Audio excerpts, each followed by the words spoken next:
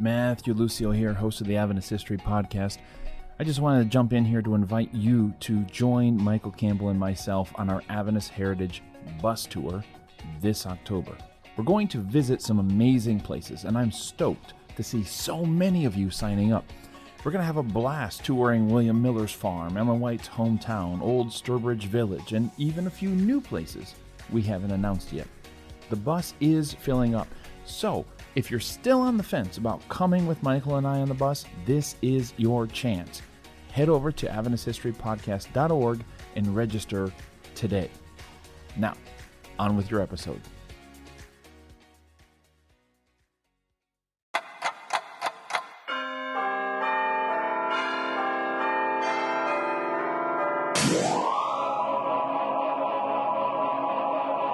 Today, October 22, is a very significant day in the history of our beginnings. All right, guys. Welcome back to another episode of Adventist History Podcast. I am your host, Matthew Lucio, as always. Today, we are going to be talking about, well, what else? Desmond Ford. This is Desmond Ford Part 7. Let me get some housekeeping out of the way here before we dive in. First of all, we would love to have you on our bus tour. Who's the hour? The hour is Dr. Michael Campbell and myself. We're going to be leading this bus tour, in case you haven't heard about it yet, through New England. We're going to start in Boston. We're going to end in Boston. We'd love to have you with us. Please go visit AdventistHistoryPodcast.org if you want to jump on the bus. We'll save a seat for you. What about the dates? Yes, the dates. It's going to be October 6th through the 12th. So like I said, head on over to AdventistHistoryPodcast.org if you want to get yourself a seat on the bus. Okay, second item of housekeeping. And how many more episodes of Des Ford are we going to do? That's what people keep asking me. I keep sending out newsletters. Newsletters say only like 2 or 3 more. And then 2 or 3 more later, only 2 or 3 more. I don't know, friends. This is part 7. I think we might get to 10. That would be the longest series of episodes that I've done in this podcast. It seems fitting to close that way, but I guess that means this podcast ends up stretching a wee bit into 2025. Oi, that sounds difficult to say. Of course, if you're listening to this in like 2027, then that seems kind of like, oh, that's cute. But now it seems like it's so far away. All right, where are we at? What did we cover in part 6? We talked about, we basically were trying to get from Palmdale to the time that Des and Jillian Ford end up in America, teaching at Pacific Union College. So we talked about a meeting Des had with some critics in a gentleman's home. We talked about some letters he wrote to Irwin Gain at PUC, where the two men did not quite see eye to eye, and a bunch of other things. So go listen to that episode. This is one of those things where you really need to start with episode 1 and work your way up through the rest if you want to pay attention. A little inside baseball here is how I handle names. And the reason why I'm bringing this up, there are, hundreds of names involved in the stories that I tell, especially with Des Ford. I mean, I could throw them all at you, but the thing is, you're not going to remember them, especially from one episode to the next, because there's a month in between each episode. So I try to be selective. I try to look for names that come up several times, and then I will give you those names. Sometimes I just don't give you a name. I say a pastor did this or whatever, because there's no need to give you his name. It's just going to enter your headspace, and there's already enough stuff in there. So I try to be judicious about using names, and when I use a name, it's usually, not always, somebody that is worth remembering, at least in your short-term memory. This is why it's so important to start with number 1 and work your way through this series in Des Ford, because I'm not going to reintroduce everybody that I talk about. You're just going to have to remember that Robert Pearson was General Conference President, then Neil Wilson became General Conference President, and I don't want to have to reintroduce the whole cast every single time. So, anyways, with all of that out of the way, let's dive in. With Part 7, Des and Jillian Ford are finally in America. I really wanted to open this episode with Neil Diamond's Coming to America song, but I can't afford the lawyers. Please become a patron to help me afford the lawyers.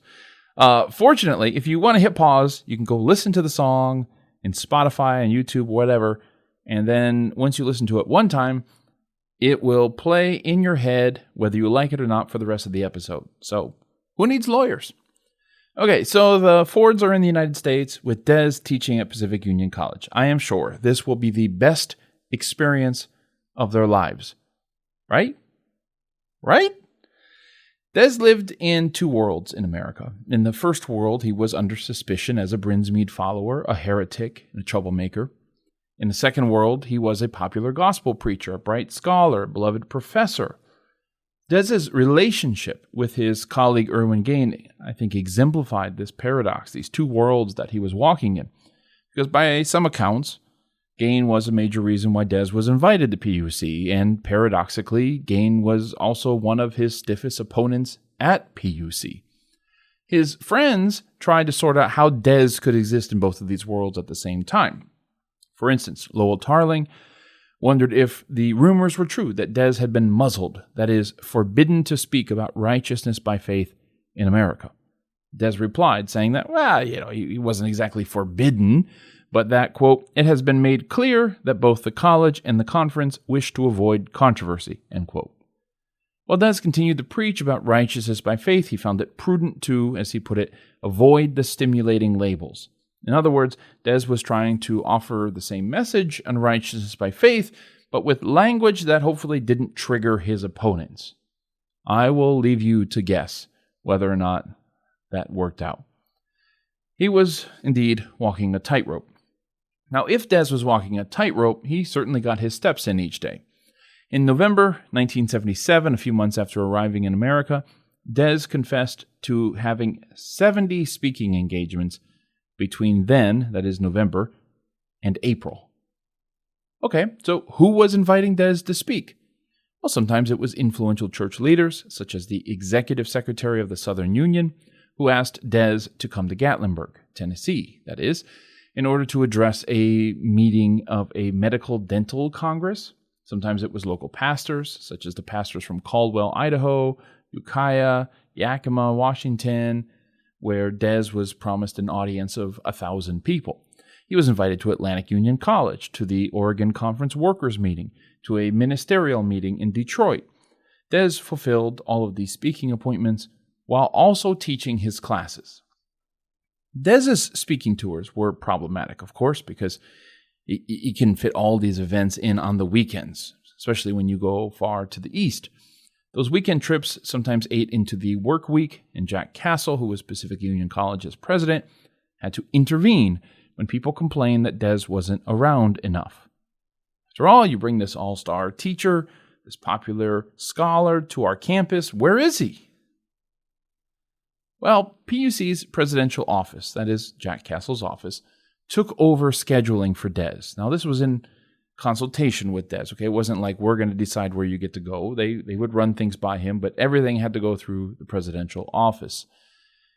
Castle told the Oregon Conference's ministerial secretary when he reached out to invite Des that Castle had to restrict Ford's speaking to, quote, weekend appointments and 1 week of prayer per quarter, end quote. Okay, Castle was hardly bringing the hammer down. On the contrary, Castle felt Des might lead Adventists, in California in particular, towards revival by his preaching of righteousness by faith. I believe, Castle later wrote, quote, American Adventists were hungry for revival of this historic Christian doctrine and were tired of the attention to such minutiae as skirt length, wedding rings, public display of affection, rigid Sabbath observance, etc., end quote. Now, of course, Des wasn't writing new sermons everywhere he went. There was no time for that.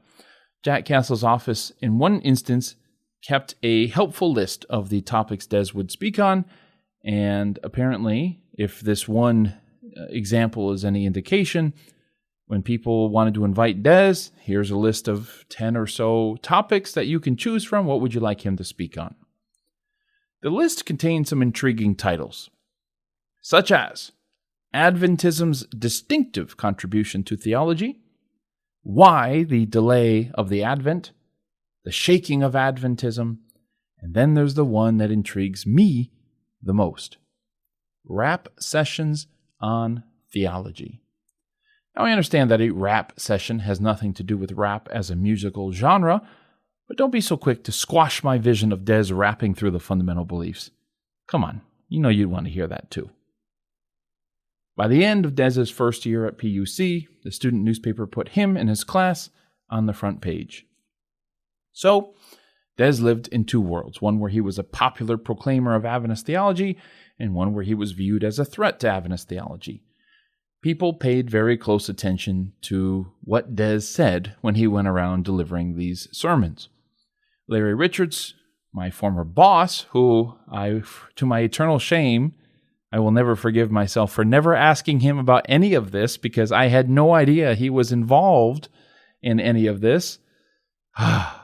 Yes, Larry Richards, who had come to PUC to teach at the same time as Des, mentioned in a departmental meeting that, quote, "In my judgment, Dr. Ford has made comments in his public presentations which imply that the incorrect views of justification by faith which he mentions are going to be associated with Dr. Gain," end quote. Okay, in other words, to put it another way, it's not hard to figure out who Des is talking about in his presentations, okay?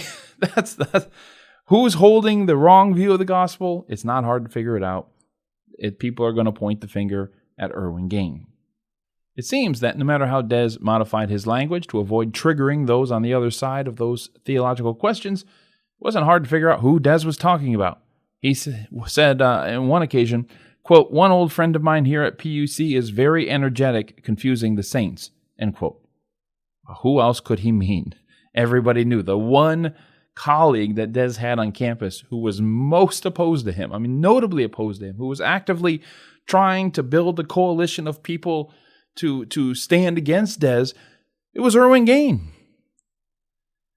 And in case you're wondering how Jillian is doing, she reported in one case that she liked aspects of America, but preferred Australia. Thankfully, there's still time to convince Jillian to come back to America and give us a second shot, or a third shot, or a fourth shot, or however many shots it's been by now. By the spring of 1978, towards the end of Des's first year of teaching, Jillian was wondering if they would be allowed to return to Avondale. Now, in a previous episode, I said that a share of Palmdale's failure as a conference, its failure to resolve the righteousness by faith controversy, could be attributed to the fact that there were no follow-up meetings to build on whatever progress was made. So now we're at the point in the story where we should talk about the follow-up meetings that followed Palmdale. Okay, so counting Palmdale, there were 4 meetings in the late 1970s convened by the General Conference with the purpose of trying to resolve, in some way, shape, or form, the debate on righteousness by faith. When I said that the church failed to follow up after Palmdale, I didn't mean to imply that the church just stopped talking about righteousness by faith, but that these 4 conferences were too siloed, too isolated to make much of a difference. I would perhaps offer the more recent Theology of Ordination study committees as a more effective as meetings, in the sense that organizers knew it would take several meetings over several years with largely the same group of people. If you leave a meeting like this not knowing when or if there's going to be another meeting, and if the cast of participants is always changing, it's difficult to make any progress.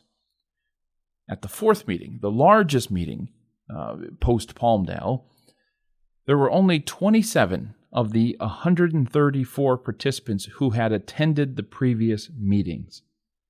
This is why I say that Palmdale failed to follow up. It didn't lead to anything that could continue the momentum that was begun at Palmdale, because it seems that many times when you had subsequent meetings, it was with people who were just joining the conversation for the first time, never knew if there was going to be another meeting and whether or not we should have an ongoing conversation between meetings. It was just 4 silos that were barely connected to one another, and hence it's difficult to get some momentum, it's difficult to make some progress. So let's talk about these 4 meetings and some things that happened in between them.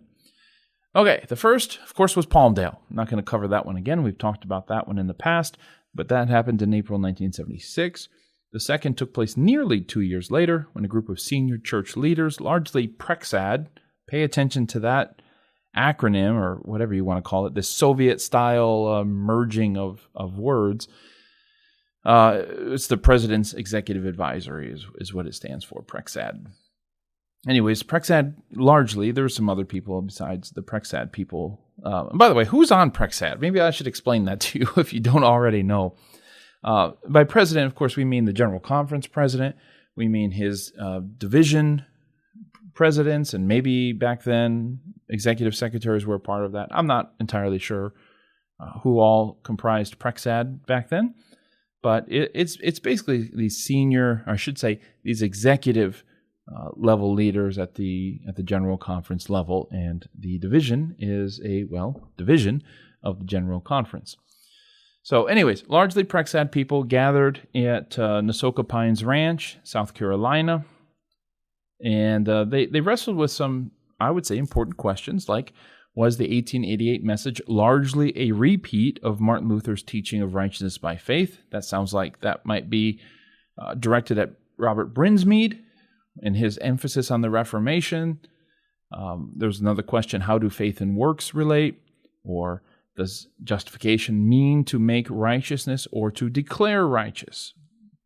And also, is sanctification essential to salvation? Okay, they're having the conversation. But again, this is largely confined to Prexad, most of whose members were not present at Palmdale.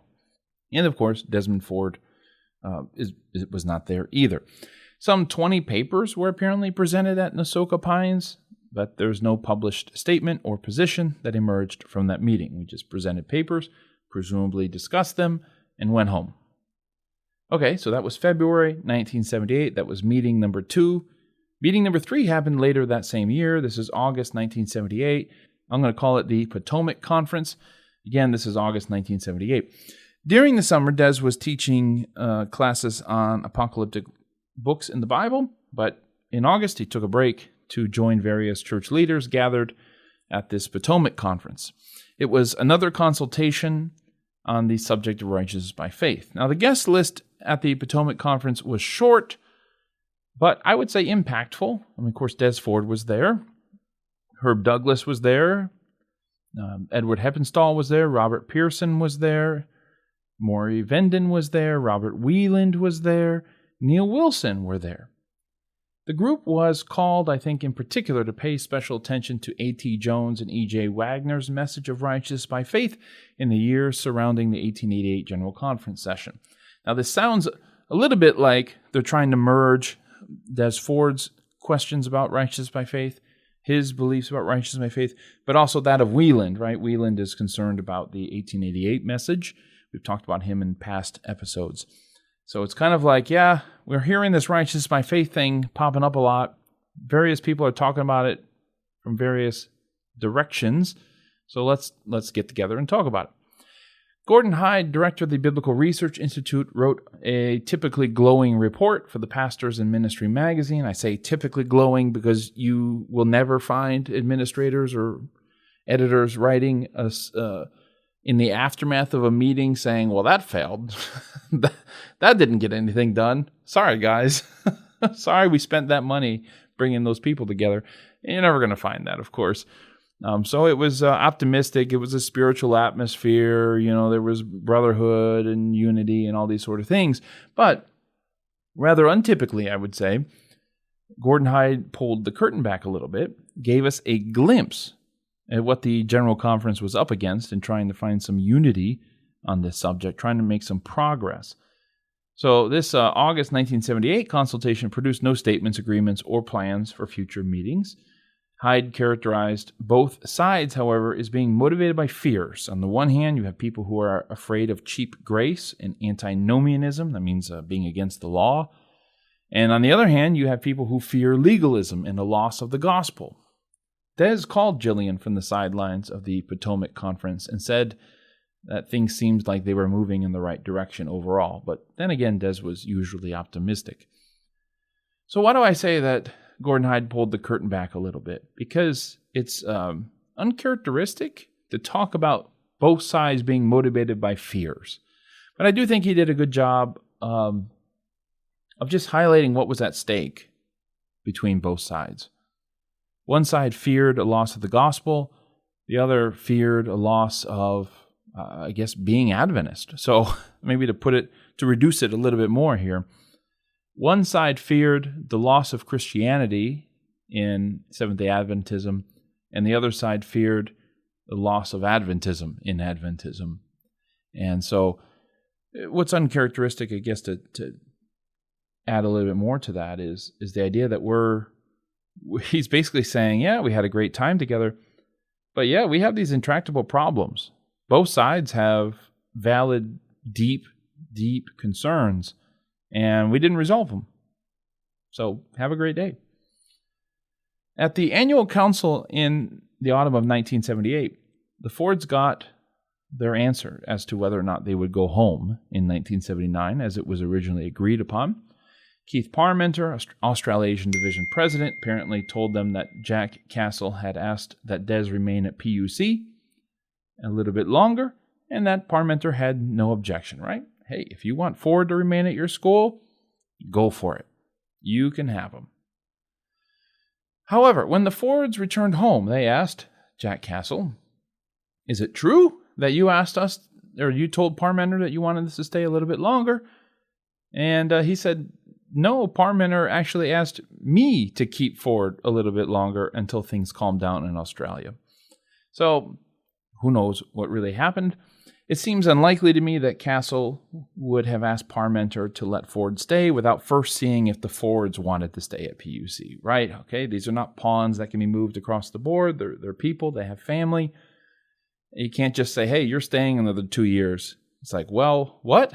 I mean, wouldn't you want to find out from Jillian and Des whether or not they want to stay before you go ask the division president in Australasia if he's okay if they stay?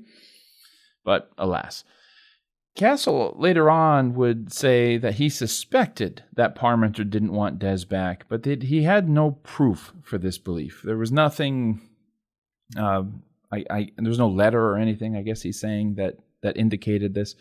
So I don't know what happened. But even if Parmenter was being deceptive, it does seem that he truly wanted things to calm down in Australia. Okay, it wasn't like he, after that point, just turned on Des and was unwilling to work with him or cooperate with him. In December 1978, Parmenter lamented the antics of some of the concerned brethren in stirring up trouble.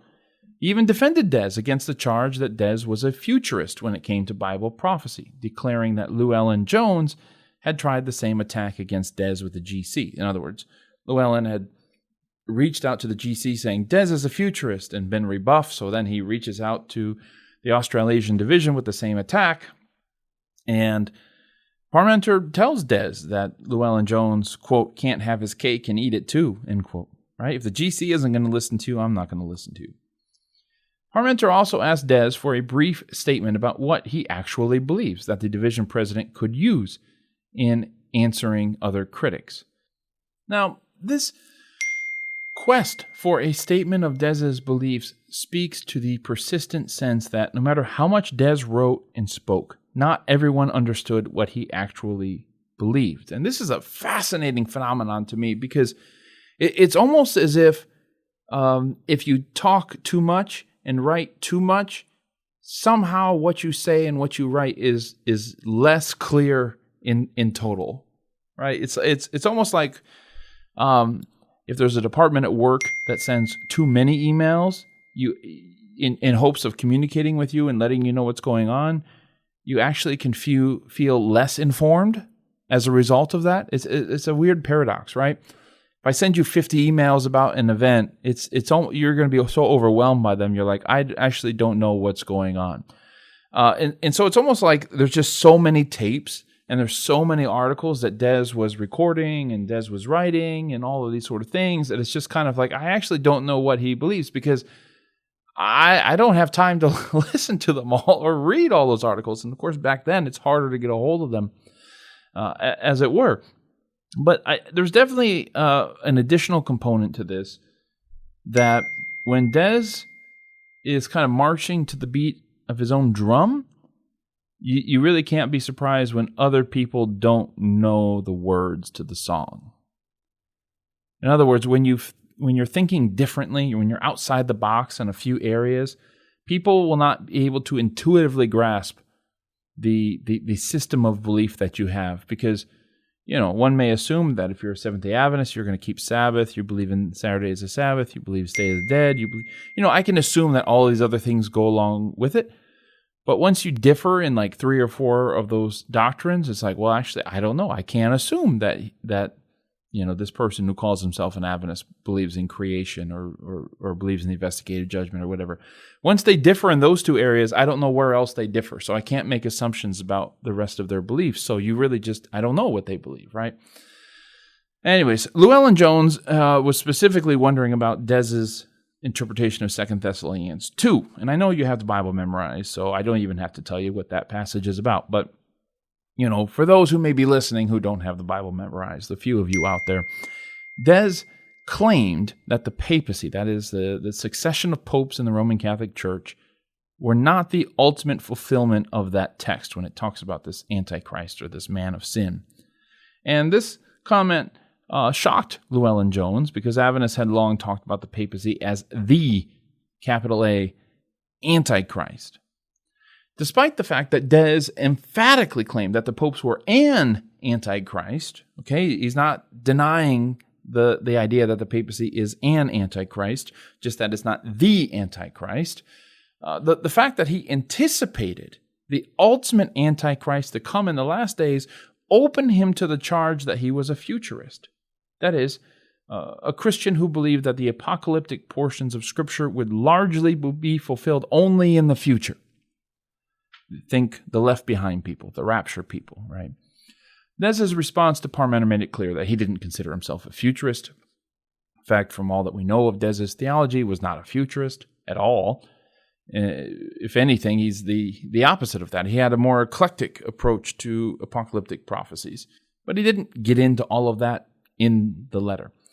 Des instead offered his usual line of defense. He cited other scholars who agreed with him, sometimes in the church, sometimes outside the church, in this case in the church, and he made a bid to enlist Ellen White on his side of the argument, right? Go read Great Controversy, page such and such. Des asked rhetorically, does this make her a futurist? Well, of course not. In April 1979, Bob Parr wrote to Des to inform him that the Australasian Record was downsizing. Don't worry, Parr told Des, your decades-long Bible questions and answers section would still be included in the new shape that the magazine was going to take. But one wonders, with all the other things going on, how much longer would a majority of Adventists trust Des Ford's answers? Keep in mind, one doesn't need to be discredited to lose credibility. Just put a pin in that. We'll come back to it later. In May 1979, Neil Wilson intervened in the roiling debate over righteousness by faith by writing an open letter to the Adventist membership. By now, he had become General Conference president, and he inherited this problem from Pearson. Wilson affirmed what he called the sacred responsibility of church leaders to proclaim the gospel message of righteousness by faith, but he lamented that the fervor over the issue has produced, quote, too much open debate and unhappy controversy, end quote.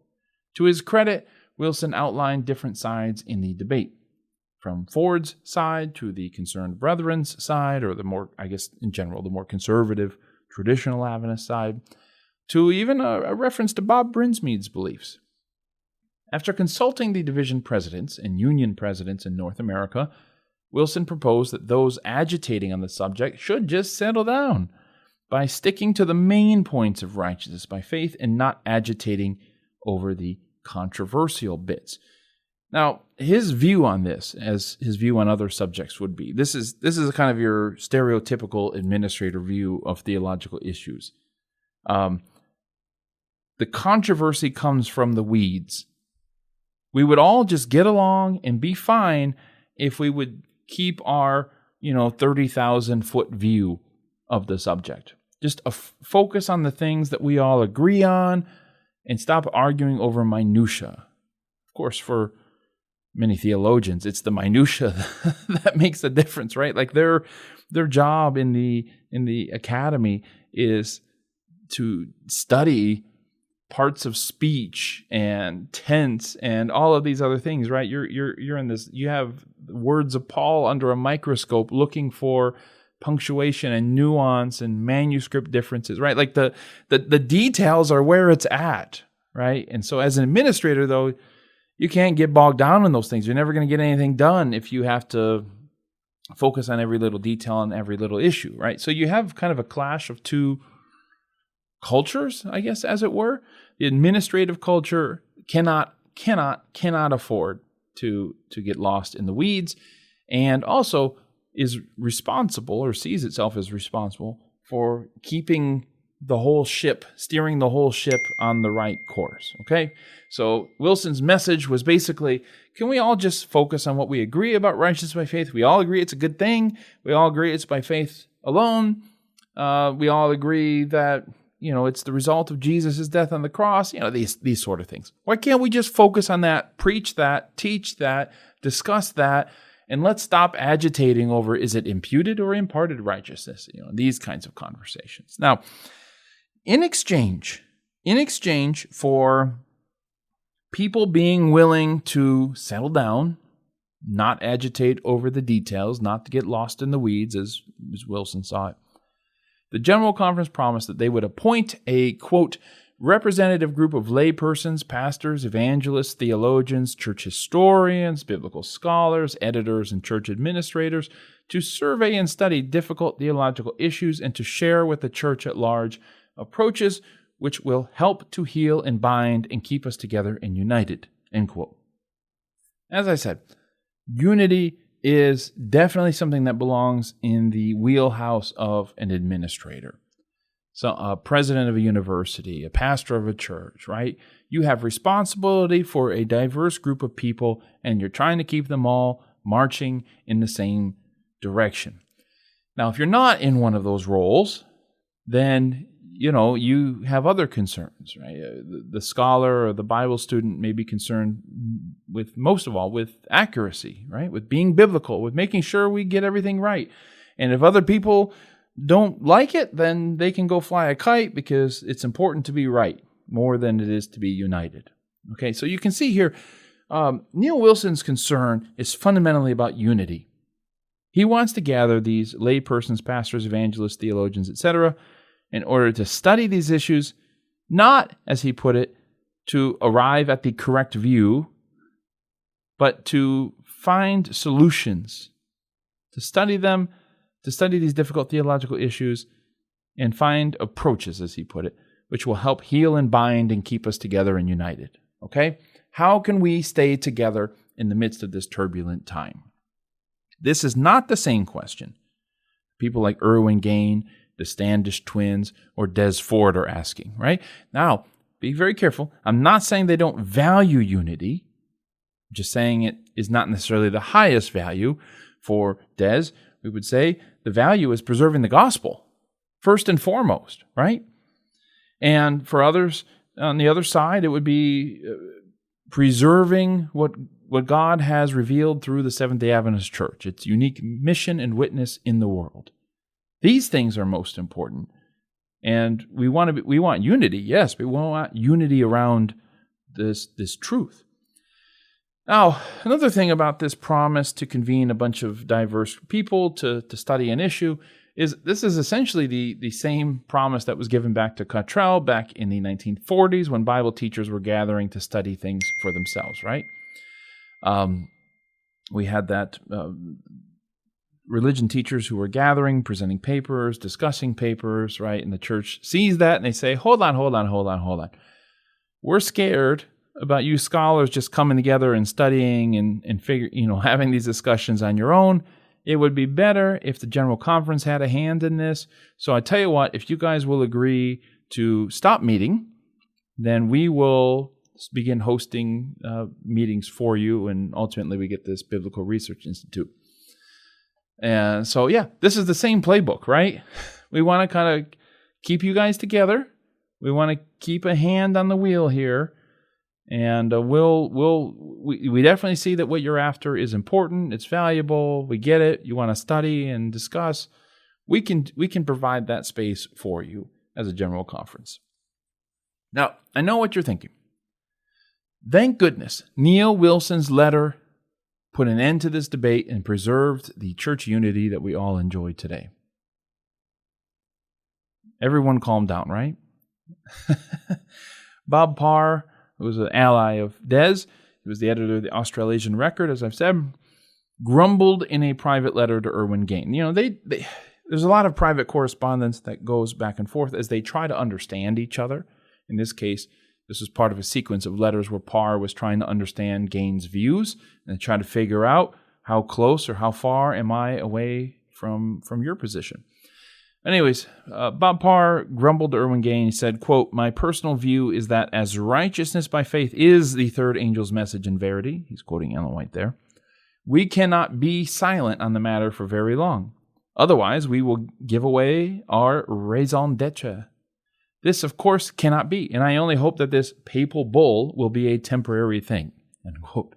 So as you can see, at least by that one example, not everyone was appreciating Wilson's attempt here to get everyone to settle down. The pastor in the North New South Wales Conference wrote directly to Neil Wilson, one letter among half a dozen things that he had mailed to the chief. He was offering doctrinal principles, which he considered to be, quote, "not only invincibly orthodox, but biblical and logically unassailable," end quote. That line reminds me of the man who said he's never been wrong. Well, he thought he might be wrong once, but he was mistaken. Anyways, this pastor read Wilson's open letter so carefully, my goodness me, that he was able to detect, apparently nobody else could, and it's ironic in light of how events are going to subsequently unfold. But he read it so carefully, he was able to detect that Wilson was secretly on Desmond Ford's side. Oh my goodness. You see, this pastor did not like how Wilson, in his open letter, said there's this position and that position and this other position. He's acknowledging the positions that various parties have taken. I mean, largely Des's and the Concerned Brethren, the traditionalists. But also, a little bit of Brinsmead in there as well as a third party. And he didn't like how Wilson just acknowledged these three sides without coming down decisively for historic Adventism, for the traditionalists. And so he gives Wilson an earful. I say earful. He wrote a long letter. An eyeful, that's a weird expression. He gave Wilson an earful.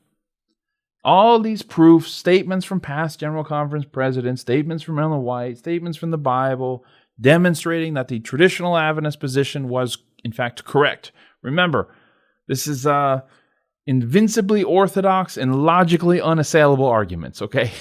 If only everybody was privy to this man's information.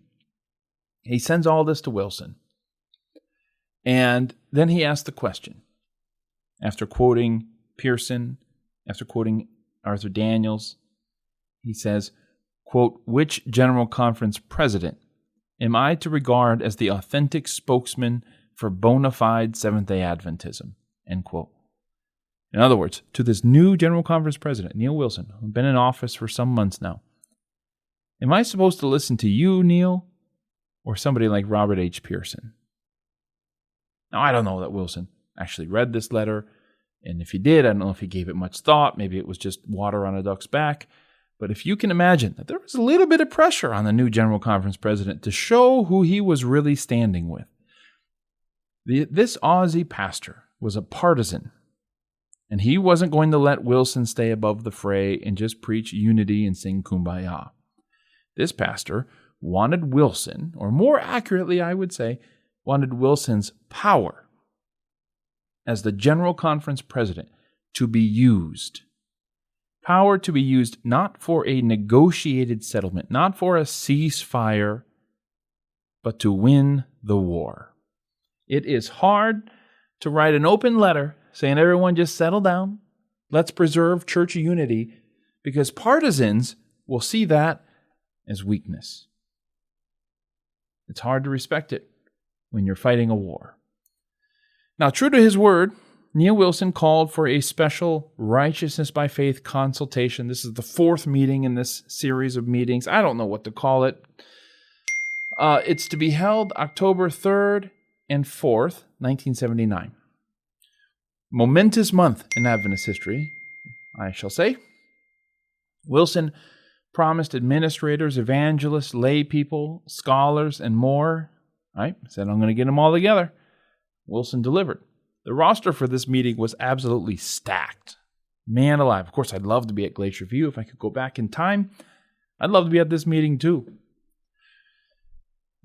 We have, who do we have? We have John Butler, historian. We have GC leaders like Charles Bradford, C.D. Brooks, leaders from the White Estate, Arthur White, Robert Olson, Ronald Graybill, scholars like Fritz Guy, Hans Larandel, Graham Maxwell, Ivan Blazin, and of course, Desmond Ford. Ken Wood punched his ticket from the Adventist Review, and Herb Douglas, Edward Heppenstall, Colin Standish, and HMS Richards Sr. showed up as well. Man, this is like a huge gathering. By the way, guess who was back? Yep, Robert Whelan. This was the fourth consultation, as I said, that was arranged by the General Conference in the late 1970s. The caliber of people ensured that it had immense firepower. I mean, you get these people in a room. You've got a lot of bright people there. You've got a lot of effective communicators and writers in this room. You've got people from various disciplines, notably perhaps not as many biblical scholars to really study this issue. But you know, look, true to his word, he got a broad cross section of specialties and experience and responsibility in the Adventist Church. Question is, you've assembled all this firepower. There were, I've seen different numbers on this, but I'm going to go with this one. 134 people. 134. Can they help resolve the debate? Now, the structure of this consultation, this fourth meeting, did not lend itself to optimism on that question. He had gathered 134 leaders, thinkers, teachers, writers from around the world, from both sides of the theological divide, and he gave them he gave them 2 days. It's almost like Neil Wilson sat down and said, hey, remember how Palmdale didn't really solve anything? What if we exponentially increase the number of people we invite and ask them to do basically the same thing we did at Palmdale in half the time? That'll lead to success, right? Whew. I mean, I look at this list of people. You are flying them across the country. You are driving them, you're getting them bus, car, whatever it may be. You're getting them there. This must be expensive. And you're giving them 2 days? I mean, sometimes it drives me crazy. I understand. General Conference is a busy place, okay? President's a busy person.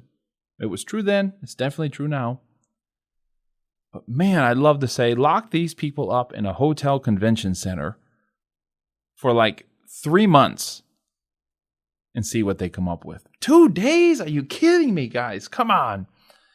Now, the dynamics of this consultation foreshadowed the Sanctuary Review Committee that would meet at Glacier View the next year. Of course, nobody knew that was going to happen. But you look at the way this meeting was structured. It had a large cast of characters who presented papers. They broke into study groups. That happened here at this fourth meeting. It also happened at Glacier View. And like at Glacier View, the participants were given a document to study ahead of time. Now, this document was written by Richard Lesher, who was in charge of the Sabbath School Quarterly, I think, at this point. And what he was trying to do was synthesize the three previous meetings, which was Palmdale in 1976, Nasoka Pines, February 1978, Potomac Conference, August 1978. So, like I said, a couple dozen people who were at this fourth meeting were present at some of the earlier ones. So you kind of had to get people on the same page. What have we discussed so far? So that's what this document was trying to do. wasn't attempting to be a partisan document. It was a conversation starter. Let's sum up the salient points that we've raised in the last 3 meetings and give them to people ahead of time so they can read through it and form their own thoughts and come to the meeting prepared. I cannot fault that process at all. That sounds like the right thing to do. Erwin Gain, I'm just going to highlight him here because I have his thoughts on Lesher's document, and it's easy to talk about him.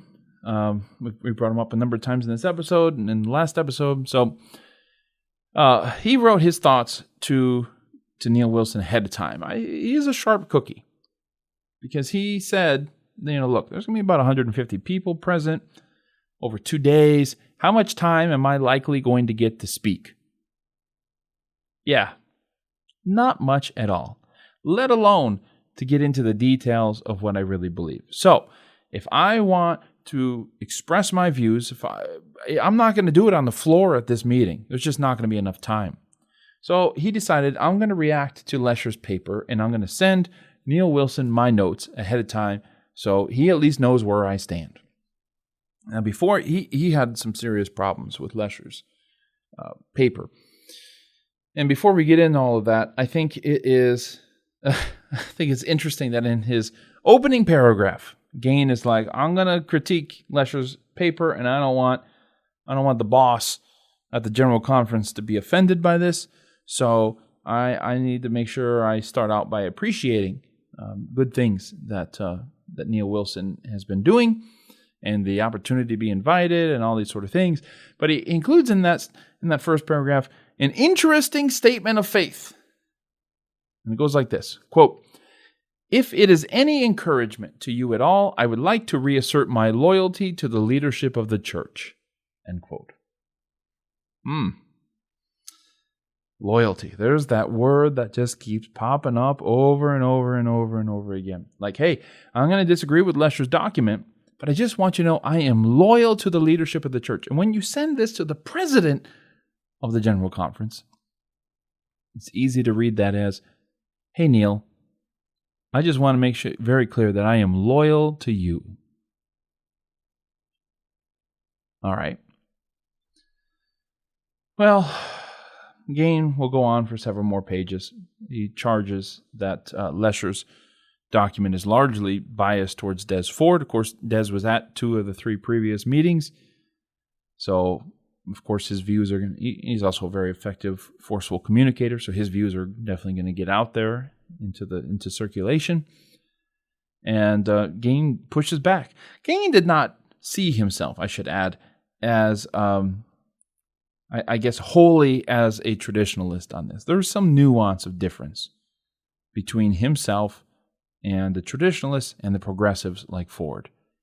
But, look, if you had to draw a circle around him, he would definitely be in the traditionalist camp. But he felt that some of these traditionalists had gone a little too far the other way. So he kind of saw himself in between Ford and some of the concerned brethren, but certainly a little closer to the concerned brethren than Ford.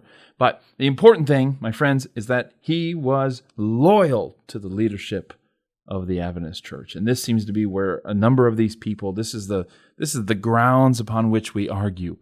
There are the theological grounds, right? Who's right in their interpretation of the Bible? But then there's also those other grounds. Who's loyal to the church? And you know what? It could be those grounds that prove decisive to solving the theological questions, the biblical questions. The editors of Ministry Magazine believe that some of the lessons to be drawn from this consultation, this 4th meeting, was that Adventists needed to learn to listen to one another and to be humble. Quote, "We believe that there is much to be learned and that none of us has all knowledge. Ultimate truth does not rest with any individual or with any handful of individuals." End quote. In other words, we came to appreciate how complex this issue is, and that we get ourselves into trouble by talking about each other and critiquing each other based on an article we read or a tape we listened to. We need to spend more time listening to each other. And I offer you that position of the editors of Ministry in very, very stark contrast to the invincible arguments of that pastor in North New South Wales There's no listening there. There's no empathy there. It's we need to come down on the side of truth. At this conference, at this consultation, Neil Wilson repeated his plea for unity that he had issued months earlier, saying that the pulpit is no place for, quote, pet theories or the riding of hobby horses, end quote. Despite Wilson's hope that speakers and writers would stop agitating people over righteousness by faith, would you believe me if I told you that they did not stop? In fact, one of the chief culprits, I would say, is actually the church itself, because the denomination still published plenty of material to stoke the fire. In summer 1979, after Wilson's open letter was released, okay? Keep in mind, the lessons are written years in advance, right? But just the bitter irony. Wilson's like, let's tamp down on the controversial aspects of righteousness by faith, and, whatever. Around that same time, the Sabbath School Quarterly comes out and says, in a very crystal clear way, that sanctification was a part of righteousness by faith. It's not justification only. So, Wilson's like, let's settle down. Let's not agitate. Boom. Here comes the Sabbath School Quarterly agitating. What can you do? Des took advantage of that summer. He wrote his commentary on Revelation, Crisis, which I don't think a whole lot of people know about. I think his commentary on Daniel is probably a bit well known. It came out some years before. And so now here's his commentary on Revelation. This is not an advertisement, but just a recollection. I think Jillian is planning or has already released Crisis. I think she retitled it, to be honest with you. But you can probably still pick that up somewhere. Robert Brinsmead took advantage of the summer as well to release his bombshell of a book, 1884. Nope.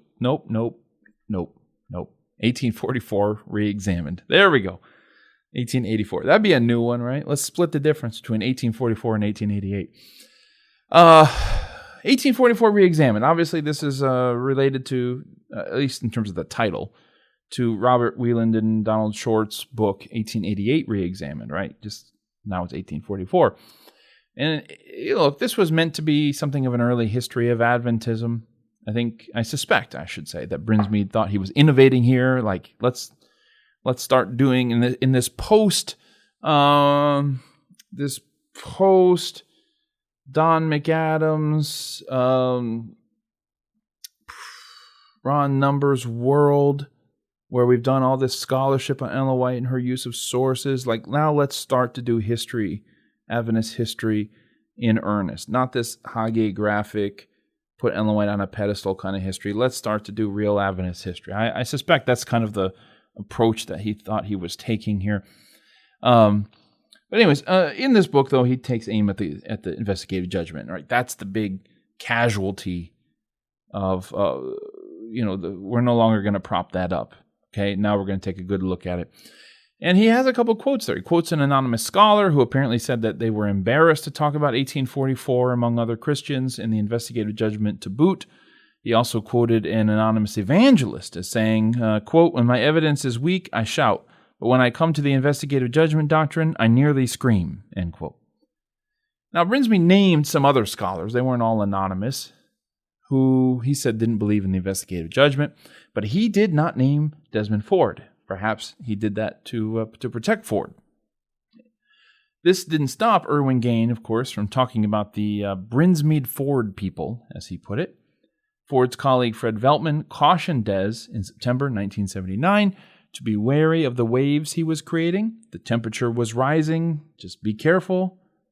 Jack Castle observed later on that while he found himself largely in agreement with Ford's theology, he did lament that Ford was sometimes stubborn and dismissive of the counsel of his brethren. So, while the topic of the investigative judgment was not as hot as righteousness by faith, it had long been simmering on the back burner. What Brinsmead did with his 1844 Reexamined was, I would say, briefly, temporarily, bring that issue to the forefront, just for a moment. And perhaps it just would have gone away. Perhaps it just would have gone away and it wouldn't have been that big of a deal, right? Righteousness by faith. This was the dominant controversial issue of the day. It was not the investigative judgment. Okay? The reason why I say it was sitting on the back burner is because Brinsmead didn't create his criticisms of it. It had been debated throughout Adventist history, but including more recently in the 1970s, especially as the traditional understanding of that doctrine seemed to affect people's assurance of their salvation, right? So that's where these gospel Adventists came in, like, hey, there should be no Adventist doctrine that threatens the assurance of your salvation. So there was kind of some picking at it, or at least picking at how it was preached and proclaimed along those lines. And some, of course, were even starting to doubt it. But righteous by faith, that was the big issue of the day. Brinsmead just happened with his book to bring this issue out into the front briefly, and it just so happened that this became the issue that Des Ford would forever be known, be tied to. It's really interesting. It's really interesting how that works out. Many Adventists say, do not know anything about Des Ford and righteousness by faith. We have spent the better part of the last 7 episodes talking about that. Maybe at least the last 4 or 5. But that's not what Des comes to be associated with. And that's part of the reason why we have such a long series of episodes on this subject, because I want to flesh out this man a little bit more. Okay, he's more than Glacier View. He's more than the investigative judgment. He's associated with other issues as well. He had a life. He preached. He taught. These sort of things. I want to give a longer picture of who Desmond Ford was. So, anyways, because I think in large part, maybe not entirely due to Brinsmead's book, this issue became on the front burner for a little bit. Now, at the same time, 2 of Des's colleagues at Pacific Union College, Wayne Judd, Adrian Zaitkowski, hope I got that right, Adrian, they sat in Des's super popular campus Sabbath school class. He was invited to teach a Sabbath school class because they didn't put him in any general religion classes where any major could come and take the class. So there's like, well, how can we get him to just kind of teach religion generally? Let's give him a Sabbath school class. So Wayne and Adrian sat in one of his Sabbath school classes, and they were struck by a comment he made. I don't know what the comment was, but it was probably concerning the investigative judgment. And these 2 men were also co-leaders, I guess, of the Adventist Forum chapter there. They asked Des to come speak for a forum meeting on the topic of the investigative judgment. Des initially refused. The 2 leaders persisted, said, hey, love to have you comment on this subject. And again, they were following up because of a comment he made in class. But maybe they also reasoned, Brinsmead has brought this issue to the front. Maybe we can get Des to comment on it. It might also be a good opportunity for Des to kind of find a point of difference with Brinsmead. Certainly would not hurt his reputation for people to see him arguing with Bob Brinsmead. All right?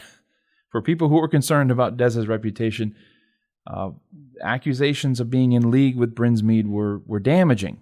So, hey, maybe they presented this to Des saying this is a good opportunity to kind of push back if that's what you want to do, or whatever. Just give us your thoughts on the investigative judgment. Is it biblical? Is it sound? Well, Des eventually agreed. But after some grumbling from the saints, some people were apparently suspicious. Why are we having Des talk about this? Wayne and Adrian are like, you know what? Let's give Des a chance to withdraw. Let's offer him a way out, saying you can cancel. It's fine. Des refused. He knew he was stepping into a minefield. But he went forward anyway. So the date for the meeting, the Adventist Forum meeting, was set. October 27th, 1979. It would be a day that changed Desmond Ford's life. And we're going to talk about it in our next episode. We're going to do more than talk about it. You're going to hear some of Des Ford's Adventist Forum presentation on October 27, 1979. I'm so excited. We're going to go through it together. We're going to play clips of it. I'll see you for part 8 of Desmond Ford.